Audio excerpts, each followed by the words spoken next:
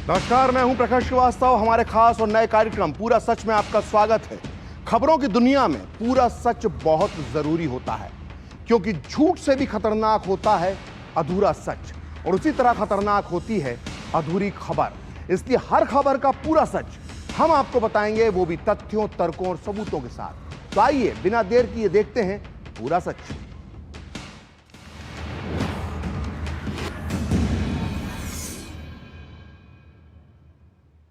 पूरा सच यानी पूरी खबर। आज पूरा सच में हम बात करेंगे असम के मुख्यमंत्री हिमंता विश्व शर्मा के एक बहुत बड़े फैसले की, जिसका आने वाले समय में असम की राजनीति पर बहुत बड़ा असर होने वाला है। इसलिए आज पूरा सच में हमारा पहला मुद्दा होगा कि असम के सीएम हिमंता विश्व शर्मा ने जो ऐलान कर दिया है कि 1985 में असम समझौते की धारा 6 को राज्य में लागू किया जाएगा, यानी असम में जो बाहरी घुसपैठिए हैं उनके लिए अब एक नई आफत आ सकती है। आज पूरा सच में आपको इसके प्रभाव के बारे में विस्तार से बताएंगे। आज पूरा सच में दूसरा मुद्दा है कि आखिर 1985 में क्या हुआ कि असम समझौता अचानक से चर्चा में आ गया।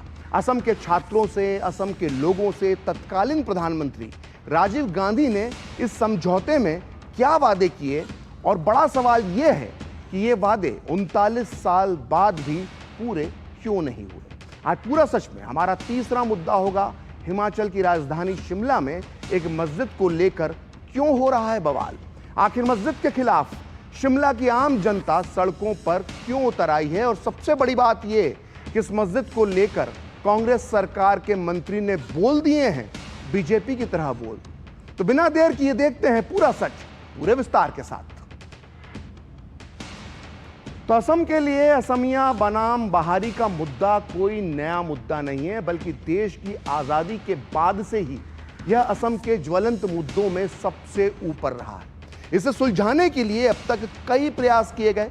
इनमें सबसे महत्वपूर्ण है 1985 में हुआ असम समझौता, जिसे लागू करने को लेकर 2019 में जस्टिस विप्लव शर्मा आयोग का गठन किया गया था, और अब एक बार फिर यह मुद्दा सुर्खियों में आ गया है, क्योंकि असम सरकार ने आज से करीब 39 साल पहले हुए असम समझौते की धारा 6 पर जस्टिस विप्लव की 57 सिफारिशों को लागू करने का फैसला किया है। दरअसल लखीमपुर में मुख्यमंत्री हिमंता विश्व शर्मा की अध्यक्षता में हुई असम कैबिनेट की बैठक में रिटायर्ड जस्टिस विप्लव शर्मा आयोग की सिफारिशों पर गहन विचार विमर्श किया गया, और आयोग की 67 सिफारिशें जो आयोग ने की थी, उनमें से 57 को लागू करने को मंजूरी दे दी है, जबकि बाकी बची हुई 10 सिफारिशों के लिए केंद्र सरकार के साथ असम सरकार विचार विमर्श कर ले जाएगी। राज्य सरकार की योजना 15 अप्रैल 2025 तक पूरे असम में इन सिफारिशों को लागू करने की है, जिसमें 6ठी अनुसूची के क्षेत्र और बराक घाटी इसमें शामिल नहीं है। इसके दायरे में ये बराक घाटी नहीं आती है। इसका मतलब ये हुआ कि ये सिफारिशें 6ठी अनुसूची क्षेत्रों को छोड़कर, बराक घाटी को छोड़कर पूरे राज्य में, यानी बाकी के पूरे असम राज्य में लागू होंगी, जबकि इन इलाकों में सिफारिशों को इन इलाकों में रहने वाले मूल निवासियों की सहमति के बाद ही लागू किया जाएगा, यानी उन पर जबरदस्ती लादा नहीं जाएगा। लेकिन बाकी असम राज्य का जो मामला है, उसके लिए कैबिनेट ने सिफारिशों को लागू करने के लिए साफ रोड मैप बनाने को लेकर मंत्रियों के एक समूह का गठन भी कर लिया है, जो ऑल असम स्टूडेंट्स यूनियन यानी आसू और अन्य संगठनों के साथ बातचीत करेगा। मुख्यमंत्री हिमंत ने इस फैसले को ऐतिहासिक और मील का पत्थर बताया है, और कहा है कि यह आजादी के बाद से असम के लोग महत्वपूर्ण कोशिश है। हमने असम अकॉर्ड खंड 6 पर न्यायमूर्ति विप्लव शर्मा आयोग की रिपोर्ट को लागू करने की प्रक्रिया शुरू कर दी है, जिसके लागू होने की मांग असम के लोग लंबे समय से कर रहे हैं। हमने समिति द्वारा प्रस्तुत सिफारिशों का अध्ययन करने के लिए 3 साल का समय मांगा, और आज हमने राज्य सरकार के दायरे में आने वाली इन सिफारिशों में से 85% को लागू करने का फैसला किया है। केंद्र सरकार के दायरे में आने वाली 67 सिफारिशों में से शेष 10 को नई दिल्ली के साथ उठाया जाएगा। ये सिफारिशें 3 से 4 दिनों में सार्वजनिक कर दी जाएंगी। तो असम सरकार के फैसले की बीजेपी और ऑल असम स्टूडेंट्स यूनियन ने, यानी आसू ने काफी तारीफ करते हुए इसे स्वागत योग्य कदम बताया है।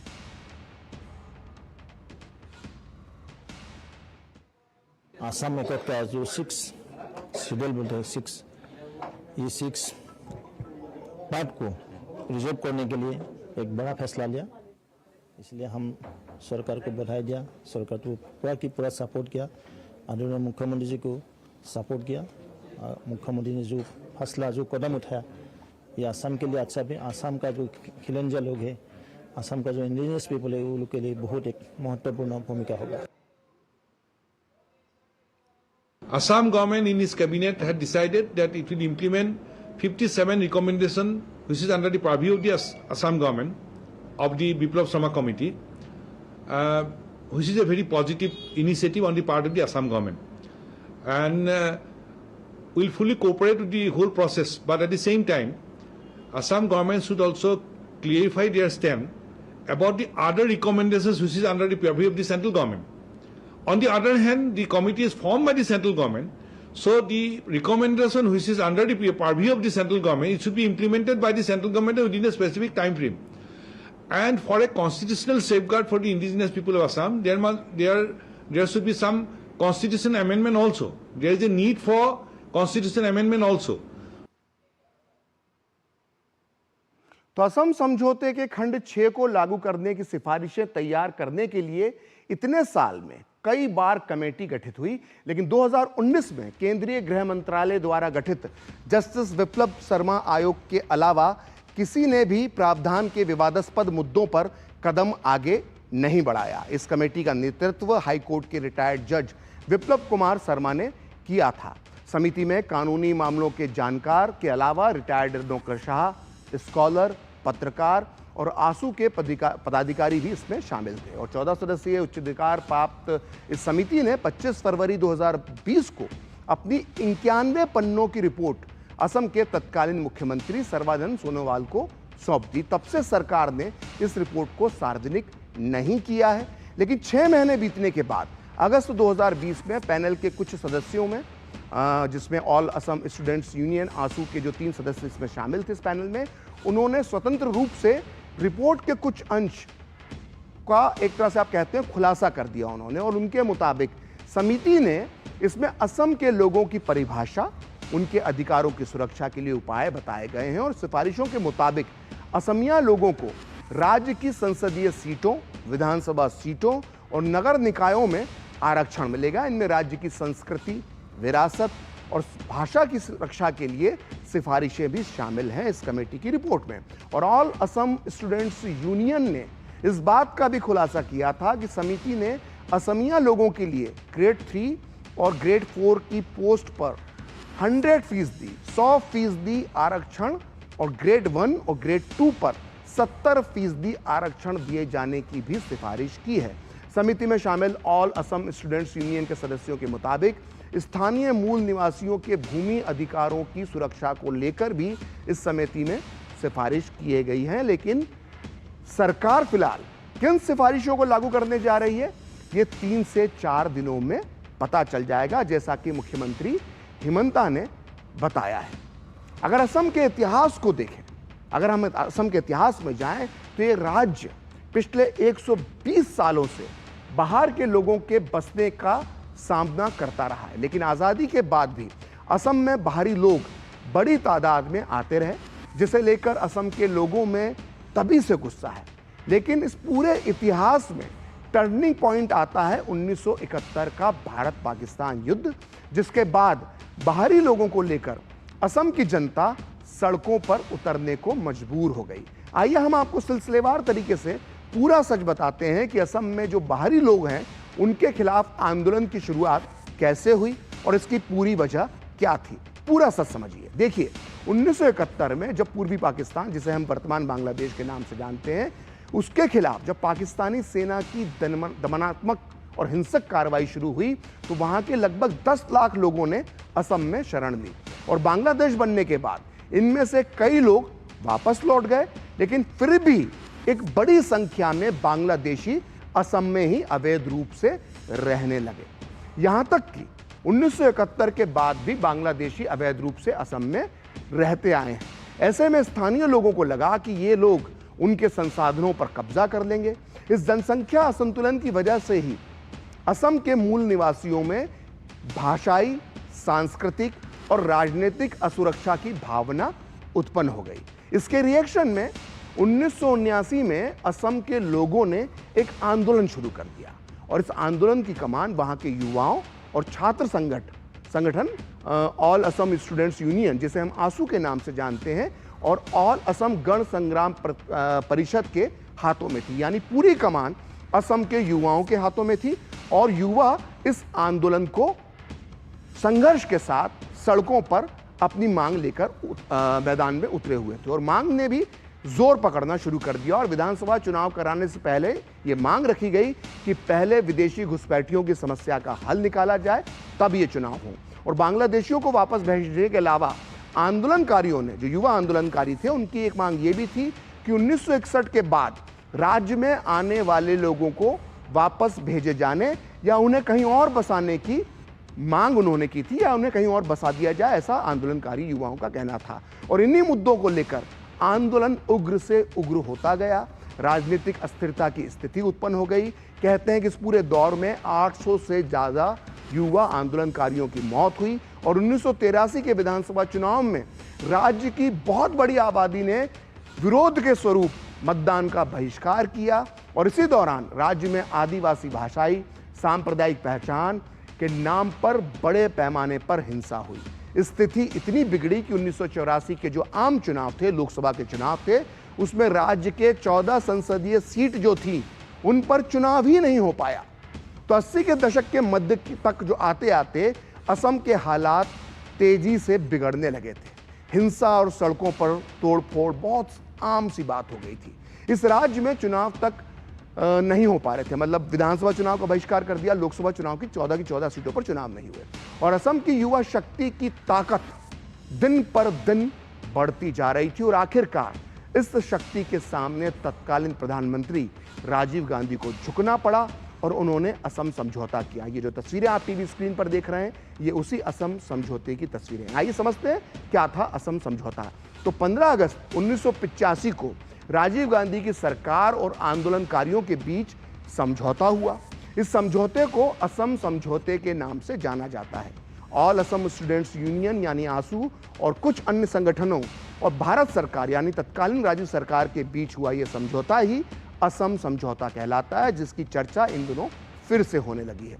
असम समझौते के मुताबिक 25 मार्च 1971 के बाद असम में आए सभी बांग्लादेशी नागरिकों को यहां से जाना होगा, ऐसा इस समझौते में तय किया गया, चाहे वो हिंदू हो चाहे वो मुसलमान हो। इस समझौते के तहत 1951 से 1961 के बीच असम आए सभी लोगों को पूर्ण नागरिकता और मतदान का अधिकार देने का तो फैसला लिया गया और इस समझौते के तहत 1961 से 71 के बीच असम आने वाले लोगों को नागरिकता तथा अन्य अधिकार दिए गए, लेकिन खास बात है कि उन्हें मतदान का अधिकार नहीं दिया गया था। इस समझौते के अंदर जो बात हुई थी, जो तय हुआ था, इस समझौते के मुताबिक 25 मार्च 1971 या उसके बाद असम में आने वाले विदेशियों को कानून के मुताबिक राज्य से निष्कासित किए जाने का भी फैसला लिया गया था और ऐसे विदेशियों को बाहर निकालने के लिए तत्कालीन व्यवहारिक कदम उठाए जाएंगे, ऐसा वादा इस समझौते में किया गया था, जो समझौता राजीव गांधी की सरकार और असम के आंदोलनकारी युवाओं के बीच हुआ था। इस समझौते के तहत विधानसभा भंग करके 1985 में चुनाव कराए गए। एक नए दल असम गण परिषद को बहुमत मिला। यह एक बहुत क्रांतिकारी चुनाव था। आसू के अध्यक्ष युवा प्रफुल्ल कुमार महंत, जो इस चुनाव से कुछ दिन पहले तक छात्र राजनीति करते थे, वो छात्र राजनीति करते करते असम की गद्दी पर बैठ गए, यानी मुख्यमंत्री बन गए। लेकिन हैरत की बात यह है कि इतना बड़ा समझौता होने के 39 साल गुजरने के बाद भी इसे पूरी तरह लागू नहीं किया जा सका है और ऐसे में सवाल उठता है कि क्या तत्कालीन राजीव गांधी की सरकार ने सिर्फ खाना पूर्ति के लिए यह समझौता किया था? सवाल बहुत महत्वपूर्ण है, बहुत बड़ा है और बांग्लादेशी घुसपैठियों से असम का हाल बेहाल है, ये हम सब जानते हैं। असम की जनसंख्या के आंकड़े देखने पर पता चलता है कि आज़ादी के बाद से यहाँ जमकर जनसंख्या असंतुलन हुआ है और इसके पीछे बांग्लादेश से हुई घुसपैठ सबसे बड़ा, इसको कह सकते हैं कि उसका हाथ है। आइए आंकड़ों के जरिए देखते हैं कि असम की जनसंख्या असंतुलन का पूरा सच आखिर है क्या। तो आजादी के बाद जब 1951 में असम में और पूरे देश में जब पहली जनगणना हुई तो असम में जो मुस्लिम आबादी थी वो 22.6%। अब आंकड़ों को एक के बाद एक ध्यान से अपनी टीवी स्क्रीन पर देखिए। 20 साल बाद 1971 में असम में मुस्लिम आबादी बढ़कर हो गई 24.6%, यानी करीब करीब 2% का इजाफा इतने सालों में हो गया। यहां तक सब ठीक था। इसके बाद 1991 में पूरे 20 साल बाद असम में मुसलमानों की संख्या हो गई 28.4%। ये आप ग्राफिक्स देख सकते हैं, ये बार देख सकते हैं किस तरह से बढ़ रहा है। और फिर 2001 में असम में मुस्लिम आबादी ने सीधे 31% के आंकड़े को छू लिया। वहीं पिछली जनगणना जो थी, जो 2011 में हुई थी, उसमें असम में मुसलमानों की संख्या हो चुकी है 34.2%। तो कहाँ 22.6% मुस्लिम थे असम में जब आज़ादी के बाद जनगणना हुई, और 2011 में ये 34.2% हो चुके हैं। मतलब लगभग आप मान सकते हैं कि 11.5-12% का जो है उछाल आया है। और जबकि पूरे भारत में इतना प्रतिशत मुस्लिम आबादी का नहीं बढ़ा है। तो ऐसे में असम में जो मुस्लिम आबादी बढ़ रही है वो बहुत ज़्यादा है राष्ट्रीय औसत की तुलना में। और जानकारों को जो मानना है, जो जानकारों का मानना है, वो खतरे की घंटी है, क्योंकि असम में अगली जनगणना में राज्य के मुसलमानों की संख्या करीब 40% तक हो जाएगी। अब ध्यान यहां पर देने वाली बात यह है कि समस्या ये नहीं है कि असम में मुसलमानों की आबादी बढ़ रही है। समस्या ये नहीं है। समस्या ये है कि इनमें से ज़्यादातर बांग्लादेशी घुसपैठिए हैं, और समस्या इसी बात की है। आइए अब आपको बताते हैं कि असम में एक अनुमान के मुताबिक इस वक्त, या हम कुछ साल पहले तक की बात कर लें, तो कितने बांग्लादेशी हैं। एक cross border migration in Assam during 1951 to 2011 नाम से एक प्रकाशित एक रिपोर्ट के मुताबिक 1961 में करीब 2,95,000 बांग्लादेशी मूल के लोग असम में रहते थे। इनमें वो भी थे जो बांग्लादेश से आ गए थे, बस गए थे, और फिर उनके परिवार बढ़ता गया, ये वो लोग शामिल थे। वहीं 1971 में बांग्लादेशियों की असम में संख्या बढ़कर हो गई करीब 7 लाख, यानी 20 साल में यानी 10 साल में 1961 में जहां 3 लाख के आसपास थे, 1971 तक आते आते 7 लाख हो गए। जबकि अगले 20 साल में यानी 1991 तक आते आते असम में बांग्लादेशियों की संख्या में जबरदस्त बढ़ोतरी हुई, और यह संख्या सीधे 21,20,000 तक पहुंच गई।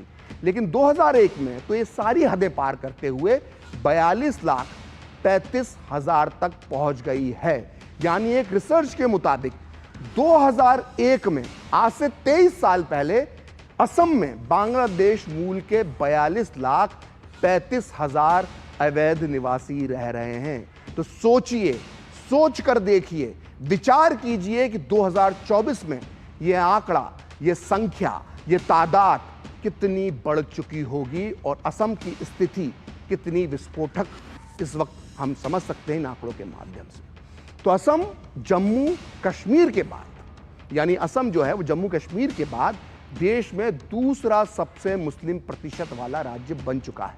चूंकि अब जम्मू और कश्मीर के पर केंद्र शासित प्रदेश अब जम्मू कश्मीर हो गया है, इसलिए आप कह सकते हैं कि असम देश में इस वक्त सबसे बड़ा मुस्लिम प्रतिशत वाला राज्य बन चुका है। आज मुसलमान जो हैं वो असम में के लगभग 11 जिलों में बहुसंख्यक है, वहीं दूसरे अन्य 4 जिलों में प्रभावी जनसंख्या मुसलमानों की हो चुकी है। और 2001 में असम में सिर्फ 6 मुस्लिम बहुल जिले थे, जो 2011 में बढ़ते बढ़ते इनकी संख्या 6 से बढ़कर 9 हो गई है। आइए अब देखते हैं कि असम के किन जिलों में मुस्लिम बहुसंख्यक हो चुके हैं, मतलब पूरा जो जिला है वो मुस्लिम बहुसंख्यक बन चुका है, और उन जिलों में मुस्लिम आबादी का प्रतिशत क्या है। तो आइए देखते हैं 11 जिलों का हाल।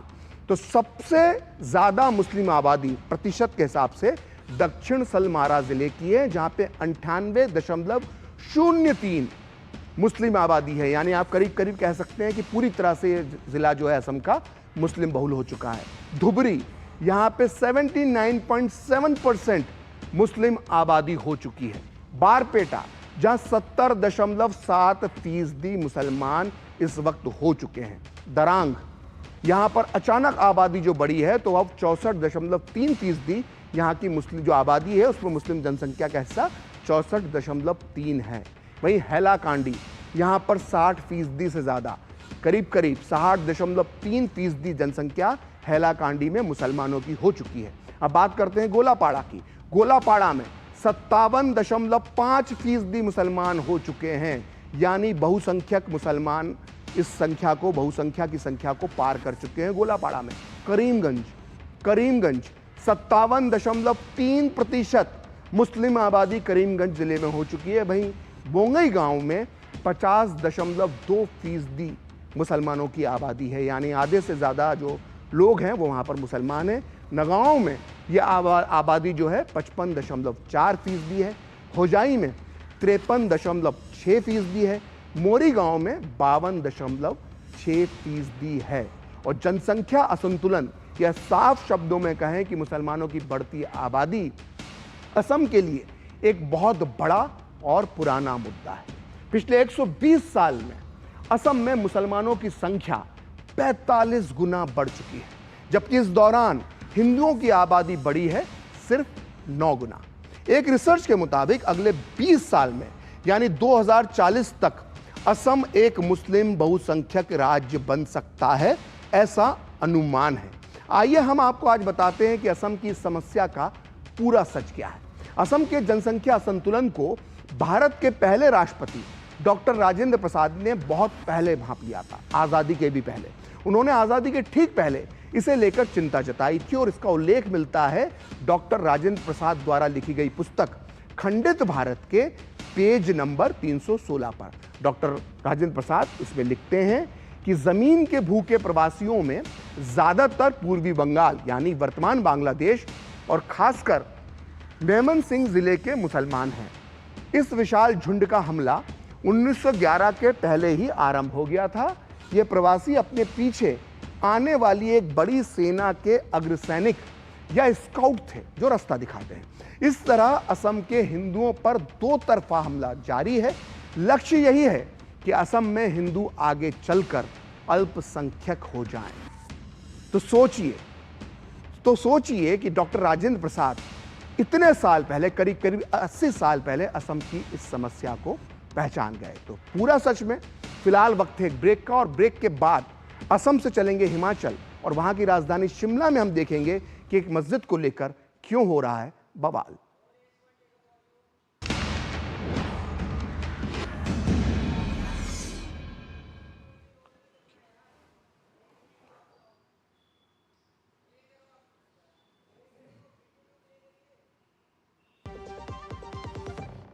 शादी का किचन महके जहां, गोल्डी किचन किंग मसाले हो वहां। गोल्डी लाए हैं फ्रेश लॉक टेक्नोलॉजी जो रखे मसालों को हर समय फ्रेश। क्या शर्मा रहा है? दांत खाज खुजली है, सबको होती है, हमें भी होती है। जालिम लोशन मुझे दादी ने दिया और बोली चर्म रोगों पर पड़े भारी। जालिम लोशन है पुराना खिलाड़ी। दांत खाज की खुजली, एक्जिमा जड़ से निकाले। अभी खरीदे जालिम लोशन। बात जब पीढ़ियों के लिए बनने वाले घर की हो तो जिम्मेदारी बड़ी हो जाती है। गैलेंट समझता है ये जिम्मेदारी। अब डबल एम रिब्स के साथ गैलेंट एडवांस TMT रीबार, निर्माण का रियल हीरो।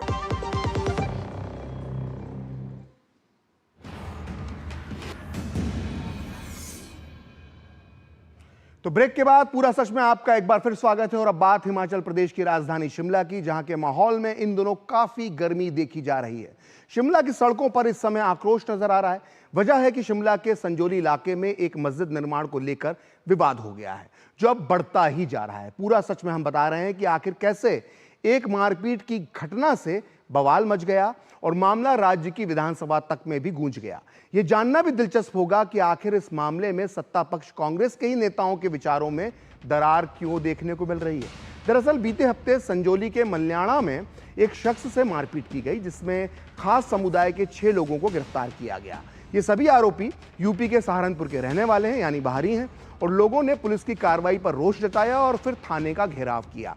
बाद में सभी लोग मस्जिद के सामने पहुंचे और इस मस्जिद को अवैध बताते हुए इसको गिराने की मांग करने लगे। इस मामले को लेकर संजौली में पिछले 5 दिनों से लोग प्रदर्शन कर रहे हैं। आज भी अलग अलग संगठनों के साथ स्थानीय लोग भी सड़कों पर आ गए और बड़ी संख्या में संजौली की सड़कों पर प्रदर्शन किया। भारी भीड़ को देखते हुए पुलिस को तैनात किया गया है ताकि किसी भी तरह की अनहोनी को टाला जा सके। ये लोग संजौली उपनगर की मस्जिद के अवैध निर्माण को लेकर नाराज हैं और प्रदर्शनकारियों का कहना है कि मस्जिद का निर्माण अवैध तरीके से किया गया है और मस्जिद की 4 मंजिलें अवैध हैं। विरोध कर रहे लोगों ने इस मामले में अब राज्य सरकार को अवैध मस्जिद को गिराने के लिए अल्टीमेटम भी दे दिया है। हालांकि इस मस्जिद के अवैध निर्माण का मामला 2009 से कोर्ट में है और शनिवार यानी 7 सितंबर को इस मामले की इस मस्जिद को लेकर सुनवाई भी होनी है। तो आज पूरा सच में इतना ही। कल फिर होगी आपसे मुलाकात अपने इस विशेष कार्यक्रम में पूरा सच में, और किसी और सियासी मुद्दे की हम पड़ताल करेंगे। तो मुझे और मेरी पूरी टीम को दीजिए अनुमति। नमस्कार।